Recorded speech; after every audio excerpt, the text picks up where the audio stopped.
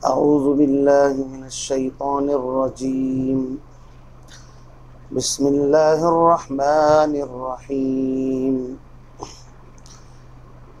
यूसिकुमुल्लाहु फ़ी औलादिकुम लिज़्ज़करि मिस्लु हज़्ज़िल उन्सयैन फ़इन कुन्न निसाअन फ़ौक़ इस्नतैनि फ़लहुन्न सुलुसा मा तरक व इन कानत वाहिदतन फ़लहन निस्फ़ वलिअबवैहि लिकुल्लि वाहिदिन मिनहुमा अस्सुदुसु मिम्मा तरक इन कान लहु वलद फ़इन लम यकुन लहु वलदुन ववरिसहु अबवाहु फ़लिउम्मिहि अस्सुलुस फ़इन कान लहु इख़्वतुन फ़लिउम्मिहि अस्सुदुसु मिन बअदि वसिय्यतिन यूसी बिहा औ दैन। आबाउकुम व अबनाउकुम ला तदरून अय्युहुम अक़रबु लकुम नफ़अ फ़रीज़तम मिनल्लाह इन्नल्लाह कान अलीमन हकीमा। सदक़ल्लाहुल अज़ीम।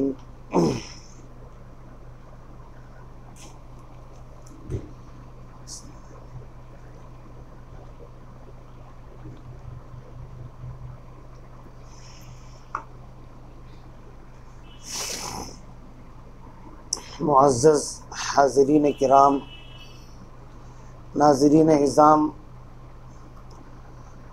सूरतुन निसा की तफ़सीर आप हज़रात की खिदमत में बयान की जा रही है। अल्हम्दुलिल्लाह, सूरह निसा की तकरीबन 9 आयात की तफ़सीर आप हज़रात के सामने आ चुकी, यानी पहला रुकू मुकम्मल हो चुका। अब ये सूरह निसा की आयत नंबर 10, यहाँ से तफसीली अहकाम शुरू हो रहे हैं और ये दूसरा रुकू है सूरह निसा का।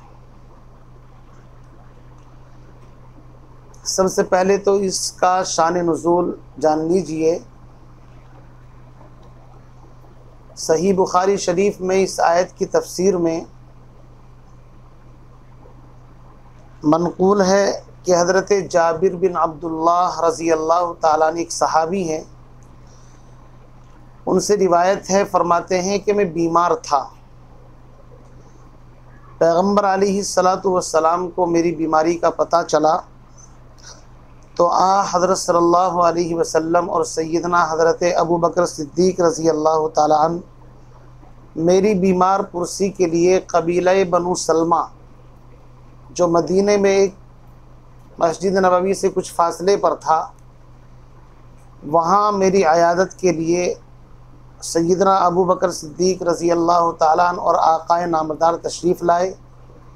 मैं इस कदर बीमार था कि मुझे कोई होश नहीं था, बेहोशी का आलम था। पैगम्बर अलैहिस्सलातु वस्सलाम ने पानी मंगवा कर वज़ू फरमाया और वज़ू के बाद जो आपके आज़ा यानी हाथ पर कुछ छींटे लगे हुए थे पानी के, पैगम्बर अलैहिस्सलातु वस्सलाम ने पानी का छींटा मुझे दिया। पानी के छींटे पड़ने के बाद मुझे होश आया तो मैंने कहा, या रसूल अल्लाह सल्लल्लाहु अलैहि वसल्लम, मैं अपने माल की तकसीम किस तरह करूं? तो उस मौके पर ये आयात नाजिल हुई। इन आयात में शान नुज़ूल एक दूसरा और भी बाज़ उलमा ने, मुफस्सिरीन ने लिखा है कि हज़रत साद इब्न रबी रज़ी अल्लाह ताला अन्हु, इनकी शहादत ग़ज़वा उहद में हुई। इनकी बेवा पैगम्बर अलैहिस्सलाम के पास तशरीफ़ लाई, फ़रमाया, अल्लाह के नबी, मेरे शौहर ग़ज़वा उहद में शरीक हुए थे और वो अल्लाह के रास्ते में शहीद हो गए। उनकी 2 बेटियां हैं और चूँकि ज़माने जाहिलियत में औरतों को, बच्चियों को मीरास नहीं देते थे, तो चचाज़ाद भाई ने सारी मीरास के ऊपर कब्ज़ा कर लिया। तो इन्होंने आकर के पैगम्बर अलैहिस्सलातु वस्सलाम से अर्ज़ किया, मैं क्या करूं, बग़ैर माल के इनकी शादी भी मुश्किल है। तो पैगम्बर अलैहिस्सलातु वस्सलाम ने थोड़ा तवक़्क़ुफ़ फरमाया और उस मौके पर कुरान पाक की आयत नाज़िल हुई। तो पैगम्बर अलैहिस्सलातु वस्सलाम ने एक सहाबी को उन बच्चियों के चचाज़ाद भाई के पास भेजा कि वो सारा माल यहाँ लेकर के आओ और फिर उसकी तकसीम की जो तरतीब है कुरान पाक की तरतीब के मुताबिक आपने उसको तकसीम फरमाया। उलमा मुफस्सिरीन फरमाते हैं कि इस्लाम में सबसे पहला तरका साद इब्न रबी रज़ी अल्लाह ताला अन्हु की बच्चियों का है। तो बहरहाल ये तो हुआ आयत का शान नुज़ूल। और भी बाज़ मुफस्सिरीन ने हज़रत कैस बिन साबित के हवाले से लिखा है। इससे पहले कि मैं आयत मीरास के ऊपर आप हज़रात के सामने इसकी तफसीर, इसकी तोज़ी, इसकी तशरीह करूं, चंद बातें जो बुनियादी तौर पर हैं वो अगर समझ लेंगे तो इंशाअल्लाह बड़ा नफ़ा होगा। सबसे पहली बात तो ये समझिए कि मीरास और तरका इसको इल्मुल फ़राइज़ कहा जाता है। यानी ये इतना अहम इल्म है कि अल्लाह की तरफ से ये इल्म बाकायदा फ़र्ज़ है। आप देखिए कि पैगम्बर अलैहिस्सलातु वस्सलाम ने बहुत सारे आमाल की तशरीह तोज़ी अपने कौल फ़ैल अमल से फ़रमाई। मसलन कुरान के अंदर हुक्म है अकीमुस्सलाह, नमाज कायम करो, लेकिन नमाज की रकात, नमाज की तरतीब, नमाज किस नहज पर पढ़नी है, किस तरह पढ़नी है, उसकी तमाम तफसीलात पैगम्बर अलैहिस्सलातु वस्सलाम ने इरशाद फरमाई। इसी तरह कुरान मुक़द्दस में है आतुज़ ज़कात, ज़कात दो, लेकिन ज़कात की अदायगी कितने माल पर है, किस तरीके से अदा करनी है, इसकी ज़्यादातर तशरीह अहादीस के अंदर मौजूद है। इसी तरह हज के अहकाम हैं और बहुत सारी इबादतें हैं, लेकिन मीरास उन इबादतों में सबसे अलग है। अल्लाह रब्बुल इज़्ज़त ने सिर्फ ये नहीं फरमाया, बल्कि इससे पहले आयत गुज़री है, आयत नंबर 7, लिर्रिजालि नसीबुम मिम्मा तरकल वालिदानि वल अक़रबून वलिन्निसाइ नसीबुम मिम्मा तरकल वालिदानि वल अक़रबून, कि जिस तरह वालिदैन और करीबी रिश्तेदारों की मीरास और तरके में लड़कों का मर्दों का हिस्सा है, ऐसे ही सेम औरतों का भी हिस्सा है। तो अगरचे फ़र्ज़ियत का सबूत तो उससे हो गया, काफ़ी था, और पैगम्बर अलैहिस्सलाम ख़ुद अपने कौल फ़ैल अमर से उसकी तशरीह फरमा देते तो भी उम्मत के लिए काफ़ी था। लेकिन क़ुरबान जाइए अल्लाह रब्बुल इज़्ज़त की शफ़क़त, उसकी मोहब्बत और अपने बंदों के साथ उसकी ज़र्रा नवाज़ी पर कि अल्लाह रब्बुल इज़्ज़त ने मीरास के अहकाम ख़ुद अपनी तरफ से क़ुरआन में बयान करके क़यामत तक के इंसानों को समझा दिया कि मामलात का जो शौबा है ये इबादात से बहुत आगे बढ़ा हुआ है। इबादात में तो कमी कोताही चल सकती है, ये आबिद और माबूद के दरमियान का फ़र्क है, आबिद और माबूद का ताल्लुक़ है। अल्लाह चाहे किसी को माफ़ कर दें, चाहे हिसाब ले लें, लेकिन इबादात के बाद, हुकूकुल्लाह के बाद जो हुकूकुल इबाद का मसला है ये बड़ा संगीन है।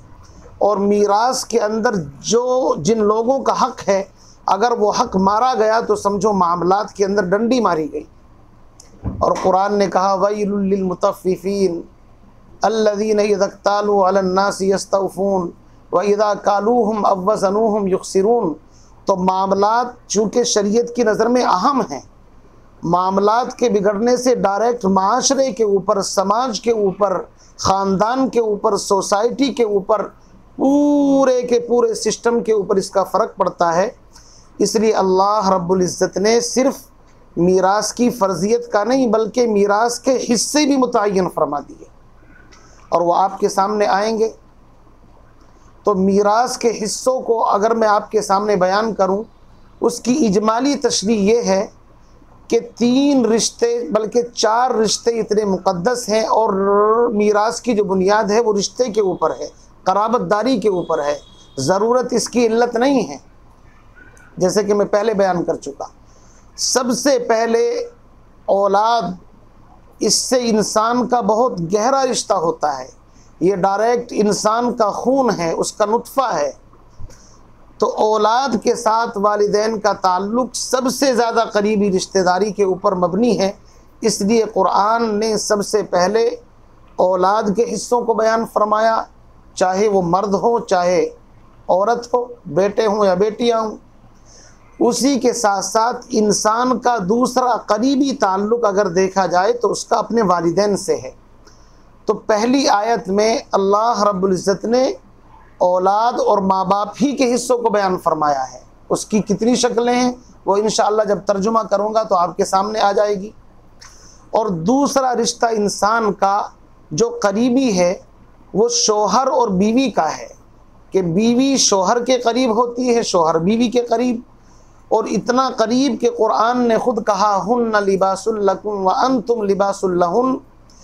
औरतें मर्दों का लिबास, मर्द औरतों का लिबास। जिस तरह लिबास इंसान की जीनत होता है, लिबास के ज़रिए से इंसान सर्दी गर्मी से अपनी हिफाजत करता है, लिबास के ज़रिए से इंसान की अंदर की चीज़ें पोशीदा हो जाती हैं, और लिबास इंसान के इतना करीब होता है कि दरमियान में और कोई चीज़ हाइल नहीं होती।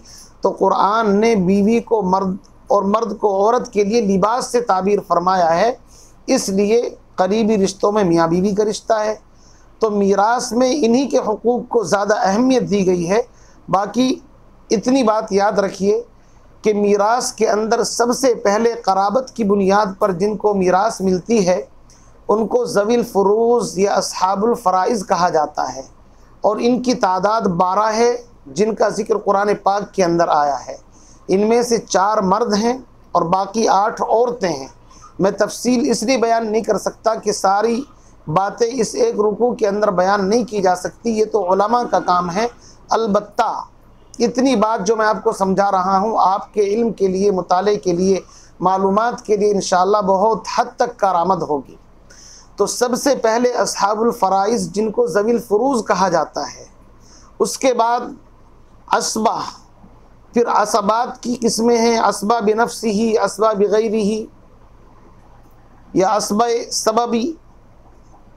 फिर उसके बाद अगर ये ना हो तो ज़विल अरहाम जिनको कहा जाता है उनको मीरास मिलती है।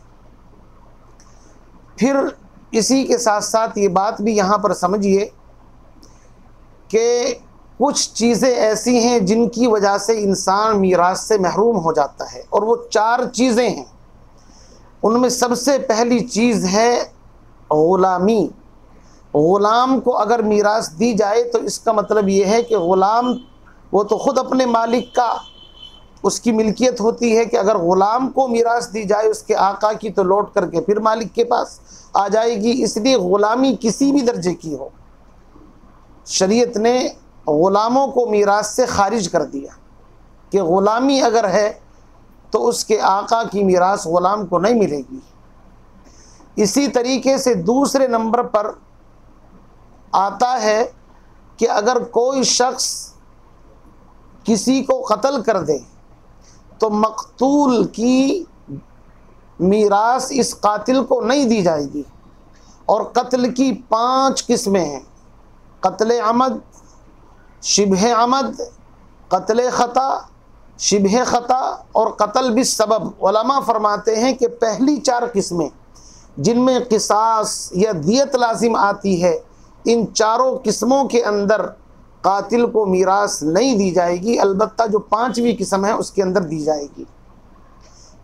लेकिन फिर उलमा ने फरमाया कि अगर वरासा बालिग हों और वो अपनी मर्ज़ी से इसको दे दें तो बात अलग है। लेकिन शरीयत की पॉलिसी यही है कि अगर कातिल को भी मीरास दी जाए तो फिर तो निज़ाम आलम दरहम बरहम हो जाएगा कि इंसान मीरास के चक्कर में जल्दी से कत्ल करेगा ताकि माल मिल जाए। इसलिए शरीयत ने इस रास्ते को ही बंद कर दिया। और तीसरी चीज़ है इख्तिलाफ दीन, जिन 2 आदमियों का दीन अलग हो, यानी मुसलमान की मीरास गैर ईमान वाले को और गैर ईमान वाले की मीरास ईमान वाले को नहीं मिलेगी। और चौथी किस्म है तबायुन दारैन, जिनके अलग अलग मुल्क हों, उसका भी इसके अंदर फ़र्क पड़ता है, लेकिन इसमें ज़रा कुछ तफसील है मुसलमान और गैर मुस्लिम के अंदर, तो वो बहरहाल आप उलमा से मालूम कर सकते हैं।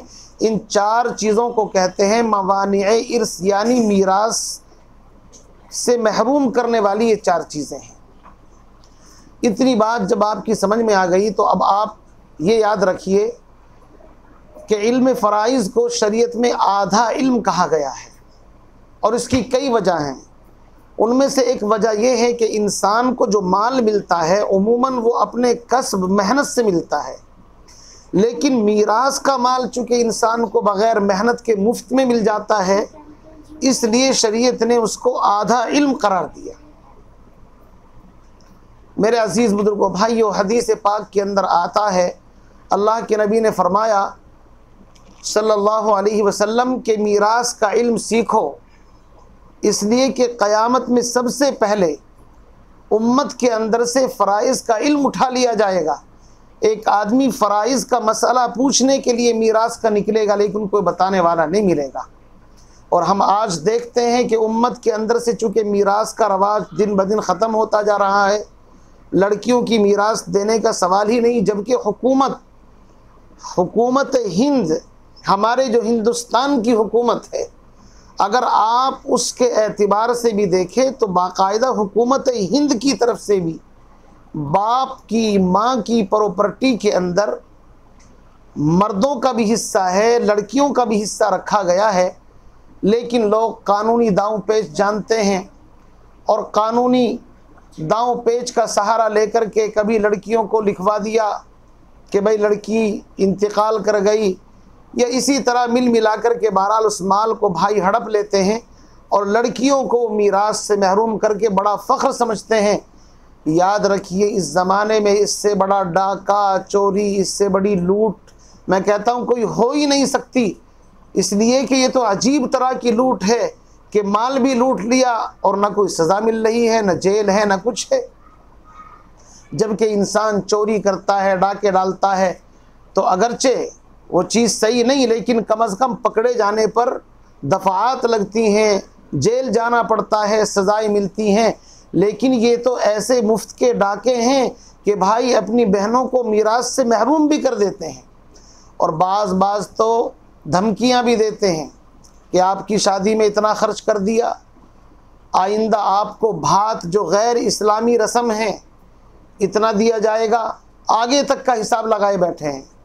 इसी तरीके से बेचारी बहन डर की वजह से मुंह नहीं खोलती, वो तो समझती हैं कि बस भाई के सामने अगर बोल दिया तो लोग क्या कहेंगे, ताना देंगे, अरे बहन हक मांग रही है, हालांकि ये हक शरीयत में अल्लाह की तरफ से मुकर्रर है।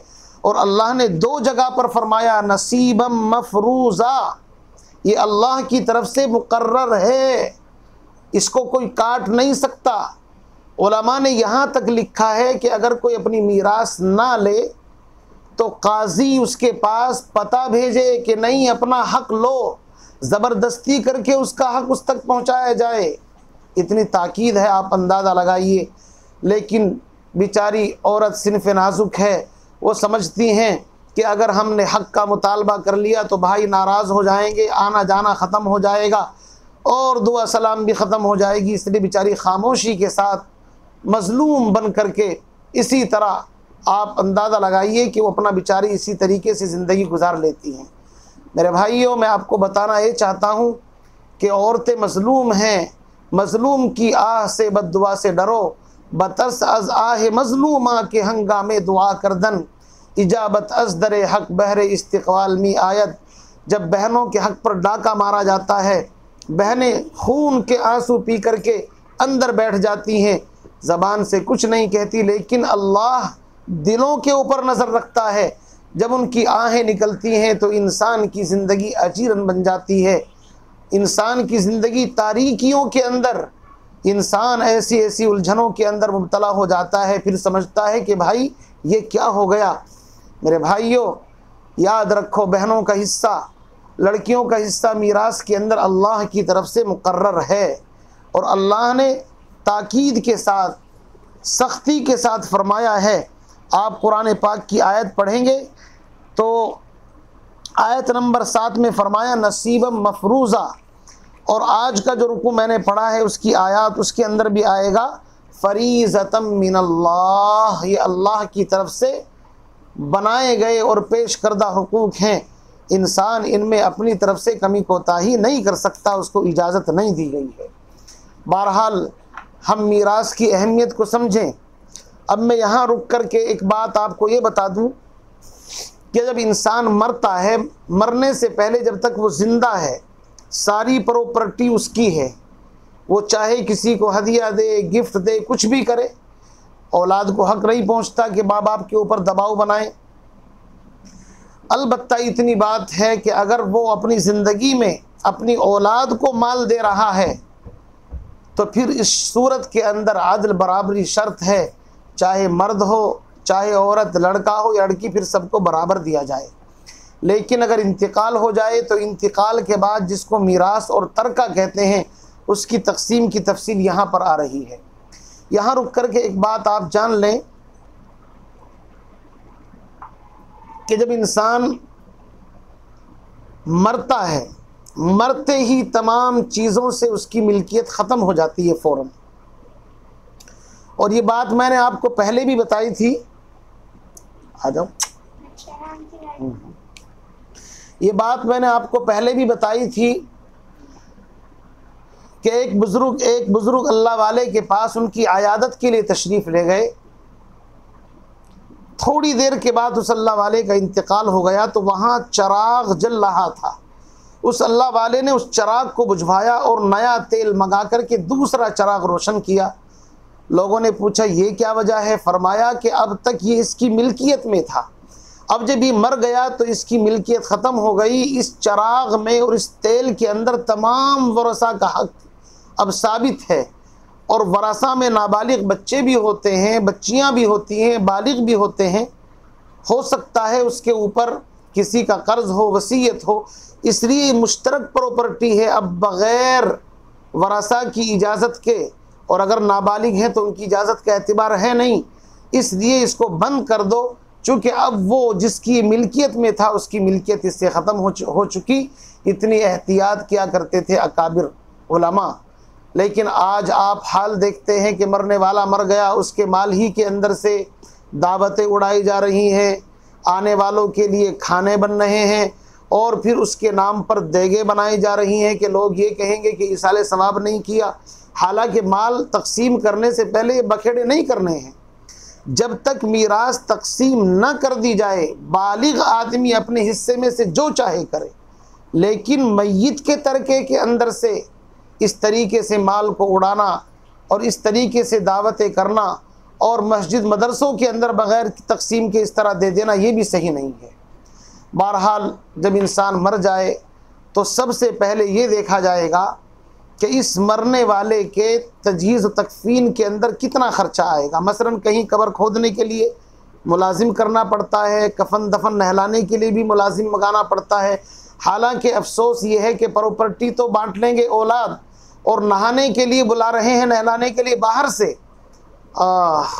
अफसोस सद अफसोस, हमने तो यहाँ तक देखा है कि मीरास बड़ी बड़ी अरबों की बांट ली, लेकिन जनाजे की नमाज में कपड़े गंदे हैं। डूब करके मरने का मकाम है। मरने वाले की आखिरी खिदमत है उसको अपने हाथों से गुस्ल दिया जाए, कफन दिया जाए, उसके बाद तो खिदमत का मौका भी नहीं मिलेगा। बहरहाल ये बातें लंबी हो जाएंगी, मुझे अर्ज़ ये करना है, वक्त बहुत मुख्तसर रहता है, असर के बाद का वक्त, और ज़्यादा तफसील में जाएंगे तो ज़्यादा लंबी बातें हो जाएंगी। जब इंसान का इंतकाल हो जाए तो सबसे पहले उसके माल में से उसकी तजहीज़ व तकफ़ीन का इंतज़ाम किया जाए। मुअतदिल दर्जे का मयाना रवी के साथ उसको कफ़न दिया जाए, ना हाई क्वालिटी का हो ना बिल्कुल लो क्वालिटी का हो, दरमियानी कफ़न दिया जाए। उसके साथ उसकी तजहीज़ व तकफ़ीन के बाद जो माल बचता है, अब ये देखा जाए कि इस माल के इसके ऊपर कोई कर्ज़ा तो नहीं है। अगर ज़िंदगी में कोई कर्ज़ ले रखा था या आखिर उम्र में बीमार पड़ गया, दवाइयों का कर्ज़ है, डॉक्टरों की फ़ीस है, ये है, ये सारा का सारा कर्ज़ ही शुमार होगा। तो सबसे पहले उसके माल में से वो कर्ज़ अदा किया जाए, इसलिए कि इंसान अगर कर्ज़ लेकर के जाएगा तो मैंने आपको बताया ये मामलात हुकूकुल इबाद हैं। अल्लाह के नबी सरकार मदीना मोहम्मद अरबी सल्लल्लाहु अलैहि वसल्लम तो नमाज भी नहीं पढ़ाया करते थे। शुरू के अंदर आपका मामूल था कि अगर कोई जनाजा लाया जाता तो आप पूछते कोई कर्ज़ तो नहीं इसके ज़िम्मे। अगर सहाबा फरमाते कर्ज़ है तो आप तरगीब देते कि भाई अपने भाई का कर्ज़ा अदा करने के लिए कोई तैयार है। अब वो ज़माना इफलास का था, मुजाहदे का था, फ़क्र का था। तो अल्लाह के नबी अलैहिस्सलातु वस्सलाम के वक्त में अगर कोई कह देता मैं कर्ज अदा करूँगा तो आप नमाज़ पढ़ा देते, वरना आप सहाबा से फरमाते कि तुम अपने भाई की नमाज़ पढ़ लो। आप अंदाज़ा लगाइए कितना बड़ा अहम मसला है कि अगर मैयत के ज़िम्मे किसी का हक़ है तो औलाद को हक़ नहीं पहुँचता कि प्रॉपर्टी बांट करके बैठ जाएं, बल्कि आजकल तो रस्मा रस्मी कब्रिस्तान पर कब्र के पास खड़े होकर के बाज़ लोग ऐलान करा देते हैं कि भाई किसी का हक़ हो तो बता देना। बाज़ लोग माइक से भी ऐलान करा देते हैं, हालांकि सबको पता होता है कि इसके ऊपर किसका हक़ है किसका हक़ नहीं। महज फॉर्मलिटी पूरी करना, वाहवाही हासिल करना, इससे कुछ नहीं होगा। अल्लाह को हाजिर नाजिर जान करके अगर किसी का हक़ है तो वो हक़ अदा करना पड़ेगा और करना चाहिए। ये हुकूकुल इबाद का मामला है। शरीयत कहती है कि अगर मरने वाले का सारा माल कर्ज़े में चला जाए तो वारिसों को कुछ भी नहीं मिलेगा, इसलिए कि माल उसका था, पहले उसकी जान बचनी ज़रूरी है भाई, बाद में तुमको मिलेगा। लेकिन आजकल इसकी कोई परवाह नहीं की जाती। उसके बाद ये देखा जाएगा कि अगर कर्ज़ा पूरा करने के बाद फिर भी माल बचता है तो ये देखेंगे कि इसने कोई वसीयत तो नहीं की। वसीयत का मतलब ये नहीं होता कि मरते वक्त ही वसीयत की जाए। ज़िंदगी में अगर कुछ लिख कर के रखा है या वरसा को खिताब करके कहा कि मेरे माल में से इतना इतना दे देना, तो शरीयत ने 1/3 यानी तिहाई माल में वसीयत के अहकाम फरमाया नाफिज होंगे। अगर तिहाई से ज़्यादा वसीयत करता है तो फिर उसमें अहकाम नाफिज नहीं होंगे। मसलन किसी के पास 3 लाख रुपए हैं, मैयत ने अगर 1 लाख की वसीयत की है तो ठीक है, चूँकि तिहाई हिस्सा बनता है, वसीयत पूरी कर दी जाएगी। लेकिन वसीयत के सिलसिले में कायदा है कि वारिस जिनका हिस्सा शरीयत की तरफ से मुकर्रर है, मुतय्यन है, उनके हक़ में वसीयत बातिल है। ला वसीयत लिवारिसिन, किसी वारिस के लिए कोई वसीयत नहीं है कि वैसे भी हिस्सा ले ले और वसीयत भी करा ली। तो देखिए कितना अजीब निज़ाम है शरीयत का। बाज़ कहते हैं कि भाई अगर वालिद की हयात में बेटे का इंतकाल हो जाए और पोते हों तो शरीयत कहती है कि पोतों को मीरास नहीं मिलेगी। शरीयत बिल्कुल सही कहती है, चूँकि क़राबतदारी की बुनियाद पर मीरास तकसीम होती है। लेकिन अगर दादा चाहे तो उन पोतों को मीरास में वसीयत करके फ़ायदा पहुँचा सकता है। बहरहाल ये पेचीदा मसाइल हैं, आप हजरात घबराएं नहीं, इंशाअल्लाह बड़े आसान अंदाज में आपके सामने बयान करेंगे। और ये बड़े अहम मसाइल हैं, अगर इंसान अपनी ज़िंदगी के अंदर दाखिल कर ले तो इंशाअल्लाह अक़ल भी रोशन हो जाए। शरीयत बड़ी आसान है, बड़ी सहल है। अगर हक़ वाले को हक़ पहुँच जाएगा तो इंसान की आखिरत बन जाएगी। अल्लाह रब्बुल इज़्ज़त हमें हर एक को, अपनी बच्चियों को, जिसका जो हक़ है उसकी मीरास में उसको अदा करने की सादत और तौफीक नसीब फरमाए। तो तीसरे नंबर पर मैं ये अर्ज़ कर रहा था, मैयत की तजहीज़ व तकफ़ीन कर ली, उसके बाद माल बचा तो फिर जो कर्ज़दार हैं उनका कर्ज़ भी अदा कर दिया, या कर्ज़ नहीं था तो बहुत अच्छी बात है। तीसरे नंबर पर अगर कोई वसीयत की है तो उस वसीयत को पूरा किया जाएगा, बशर्ते कि वसीयत वारिस के हक़ में नहीं की और कोई नाजायज़ काम की वसीयत ना की हो। अब जो माल बचता है फिर उसके अंदर से हिस्से तकसीम किए जाएंगे। देखिए कुरान क्या कहता है, यूसीकुमुल्लाहु फी औलादिकुम, अल्लाह ताला तुमको हुक्म देता है तुम्हारी औलाद के बारे में। क्या हुक्म देता है? लिज़्ज़करी मिस्लु हज़्ज़िल उन्सयैन, लड़के का हिस्सा 2 लड़कियों के हिस्से के बराबर है। सुभान अल्लाह, क्या अंदाज़ है, क्या उन्वान इख्तियार किया गया है। लड़के का हिस्सा 2 लड़कियों के हिस्से के बराबर है।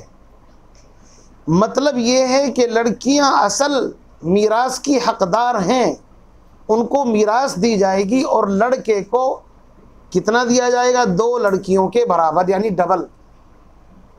फ़र्ज़ करो किसी का 1 बेटा और 2 बेटियां हैं, तो लड़कियों को, लड़के को आधा माल मिल जाएगा और वो बाकी जो है उसके अंदर से लड़कियों को 1-1 हिस्सा करके मिल जाएगा। तिहाई के अंदर से 2 हिस्सेदार हो जाएंगी। बहरहाल उसकी तफसीर आगे आ रही है। तो कुरान ने उन्वान ये इख्तियार किया कि 1 लड़के का हिस्सा 2 लड़कियों के बराबर है। लड़कियों को सिंगल, लड़के को डबल।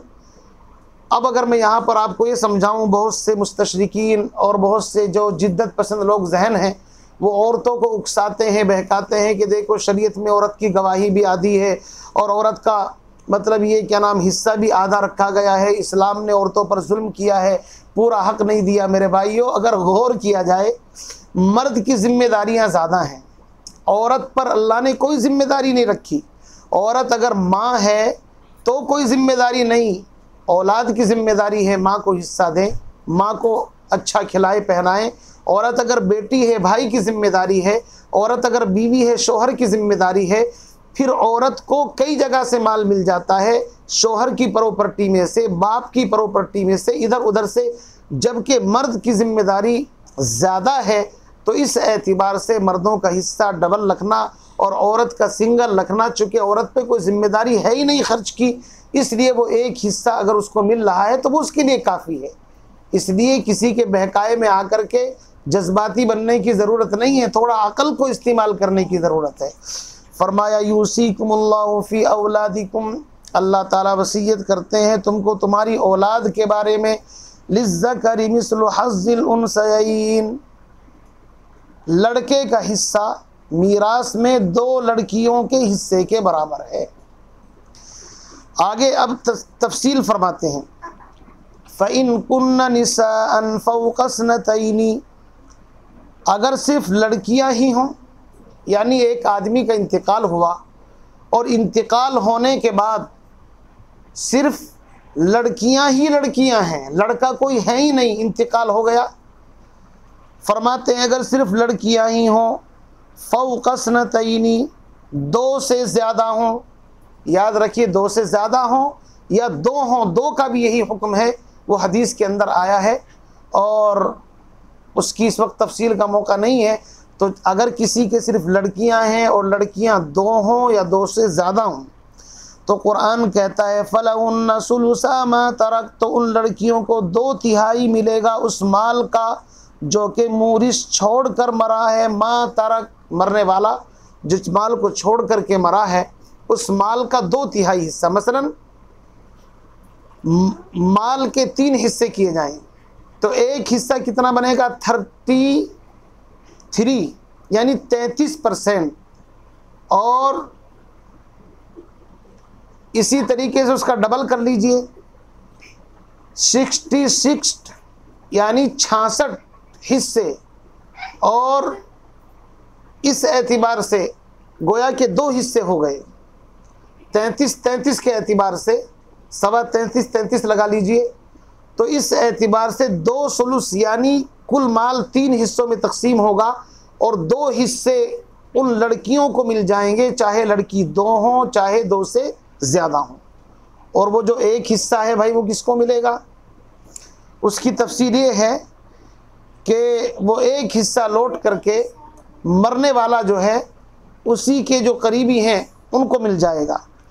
फरमाया व इन कानत वाहिदतन फलहन निस्फ, और अगर एक आदमी का इंतकाल हुआ और उसके लड़का कोई है नहीं, सिर्फ एक लड़की है उसकी, तो कुरान कहता है उसको निस्फ, आधा मिलेगा उसको, आधा।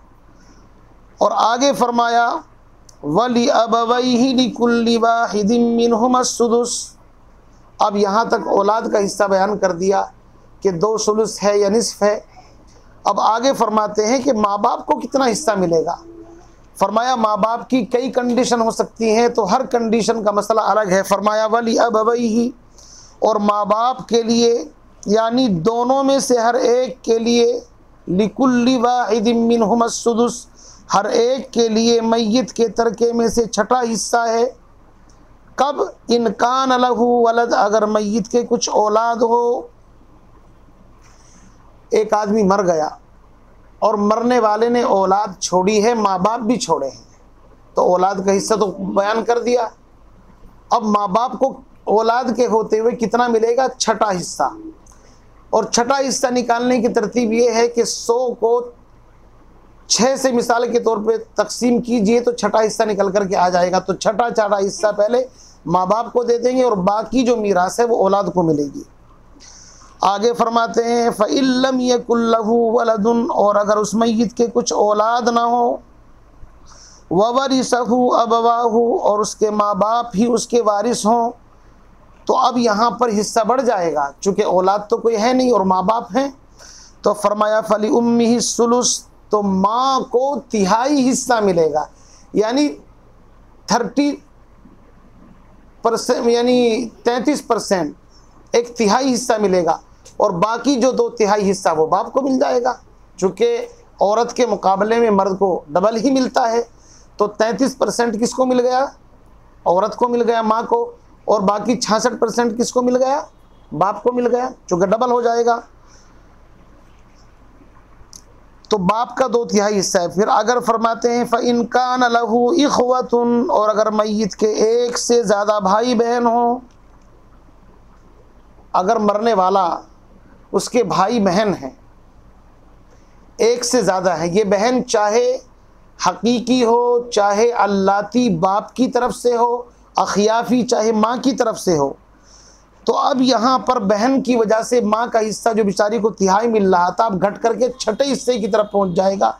इसको शरीयत की इस्तिलाह के अंदर कहते हैं हुज्ब, यानी नुकसान। फरमाते हैं फली उम्मिही सुदुस, तो अब माँ के लिए 6ठा हिस्सा है, और भाई बहनों को कुछ नहीं मिलेगा। बाकी जो हिस्सा है वो किसको मिल जाएगा? उसको मिल जाएगा, वालिद को मिल जाएगा। फरमाते हैं मिन बादी वसीयतिन,